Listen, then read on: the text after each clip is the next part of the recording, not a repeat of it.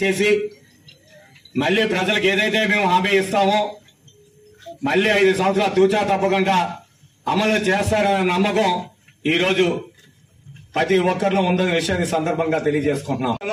కాలువ వేస్తున్నది అభివృద్ధి కాదు. ఏదైతే గ్రామాల్లో స్వతంత్రం వచ్చి 75 సంవత్సరాలు అయినప్పుడు కూడా ఇంకా మన పిల్లలు కూలి పనులకు వెళ్లే పరిస్థితి ఉన్నాయి. దాని నుంచి గట్టెక్కించాలంటే విద్య ఒకటే మార్గం.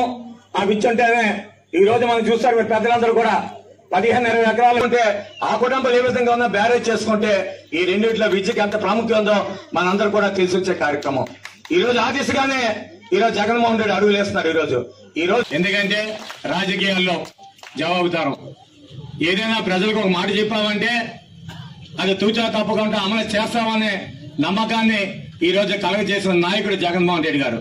భారతదేశంలో ఏ ముఖ్యమంత్రి కూడా ఎన్నికల ముందు చెప్పిన ఏ కార్యక్రమాన్ని కూడా అమలు చేసిన నాయకుడు ఎవరైనా ఉన్నారంటే అది జగన్మోహన్ రెడ్డి అని చెప్పి గర్వంగా ఈరోజు చెప్తున్నాను.